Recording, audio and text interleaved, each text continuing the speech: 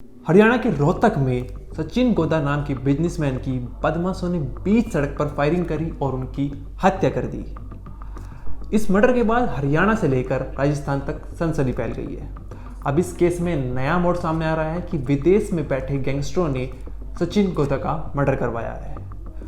उनके एक इशारे पर बदमाशों ने जब सचिन गोदा होटल से बाहर निकल रहे थे तो उन पर लगातार 10-15 गोली मारी और एक खतरनाक वारदात को अंजाम दिया। आपको बता दें, विदेश में बैठे लॉरेंस गैंग के खास सदस्य रोहित गोदारा ने फेसबुक पोस्ट कर इसकी जिम्मेदारी ली है। इतना ही नहीं, पिछले एक हफ्ते के अंदर ये दूसरा ऐसा हत्याकांड है जहां पर विदेश में बैठे लॉरेंस गैंग के सदस्यों ने हत्याकांड करवाया। इससे पहले झज्जर में इंडियन नेशनल लोकदल के प्रदेश प्रमुख नफे सिंह राठी की हत्या हुई थी। नमस्कार, मेरा नाम अनिरुद्ध पंवार और आप देख रहे हैं क्राइम तक। आज हम इस रिपोर्ट में बताएंगे कि सचिन गोदा की लॉरेंस गैंग ने हत्या क्यों करवाई, क्या इसके पीछे दुश्मनी थी या फिर कुछ और कारण था। साथ ही ये भी बताएंगे सचिन गोदा कौन है और ये क्या काम करता था। दरअसल सचिन का पालन पोषण मां दर्शना और उनकी 3 बहनों ने किया था। सचिन जब बहुत छोटे थे तभी उनके पिता का निधन हो गया था। परिवार में ओल्ड गुरुग्राम में एक कबाड़ की दुकान में अपना जीवन यापन करते हुए कई वर्षों की कठिनाइयां देखी। आखिरकार उनकी किस्मत बदल गई जब सचिन ने बुकी बनकर धन कमाना शुरू किया। 20 के दशक के मध्य तक वो सट्टेबाजी में व्यस्त हो गए और अपना नाम स्थापित करने में लग गए। पिछले 10 सालों में सट्टेबाजों में उनका नाम काफी मशहूर रहा। 6 महीने पहले रोहतक में छापेमारी के दौरान सचिन और बाकी सट्टेबाजों को सट्टेबाजी के आरोप में गिरफ्तार किया गया था, लेकिन जमानत मिलने के तुरंत बाद वो वापस आ गए।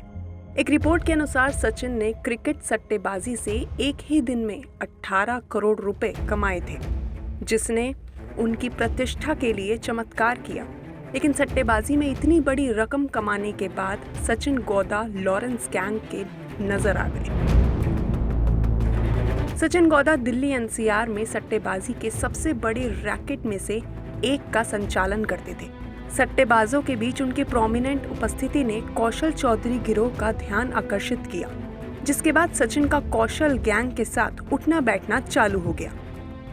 ये बात लॉरेंस गैंग को थोड़ी जमी नहीं, क्योंकि लॉरेंस गैंग और कौशल गैंग की दुश्मनी काफी लंबे समय से चलती आ रही है। इस बात का जिक्र रोहित गोदारा ने अपनी फेसबुक पोस्ट में भी किया था। इतना ही नहीं, रोहित गोदारा ने पोस्ट में चेतावनी भी दी कि जो कोई भी मेरी कॉल को अनदेखा करेगा उसका यही हाल होगा। सचिन गोदा की मौत के बाद उसके परिवार वालों ने पुलिस को दी जानकारी में पता चला कि सचिन को लॉरेंस नेटवर्क से जबरन वसूली के कॉल आ रहे थे, जो 2 करोड़ रुपए से शुरू होकर 5 करोड़ रुपए तक बढ़ गए थे। इसके बाद सचिन ने पुलिस सुरक्षा मांगी थी और अपना मोबाइल नंबर भी बदल दिया था। पुलिस ने कहा कि वे जांच के लिए होटल में लगे सीसीटीवी फुटेज की जांच कर रहे हैं। हत्या स्थल से सिर्फ 2000 मीटर की दूरी पर एक पुलिस चौकी है। उनके परिवार के एक सदस्य ने इस बात से इनकार किया कि सचिन सट्टेबाजी में शामिल थे। एक रिश्तेदार ने कहा, सचिन सट्टेबाज नहीं था, वे संपत्ति के व्यवसाय में था। उसके परिवार के पास पुराने गुड़गांव में कई दुकानें थीं और वे किराए से कमाते थे। इस हत्याकांड के बाद लखन माजरा, जहां पर सचिन गोदा का मर्डर हुआ था, वहां के पुलिस स्टेशन के एसएचओ ने बताया है कि मां की शिकायत के बाद कुछ अज्ञात लोगों के खिलाफ हत्या का मामला दर्ज किया गया है और पोस्टमार्टम कर सचिन गोदा की बॉडी को परिवार को सौंप दिए। इस वीडियो में इतना ही। आप देखते रहिए क्राइम तक।